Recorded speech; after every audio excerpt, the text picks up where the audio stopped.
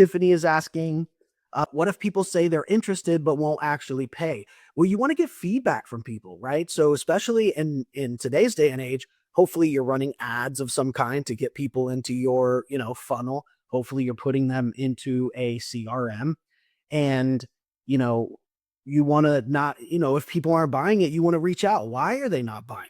Send them an email, send them a text, give them a pick up the phone, give them a call. Hey, I see that you submitted, you are interested in the product or service.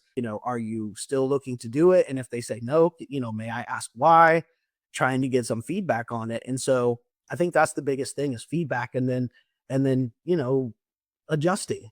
So on yesterday's episode, we talked about, adjusting versus pivoting, right? Adjusting is just kind of tweaking the offering that you're putting out there. Pivoting is kind of pivoting to a whole other direction.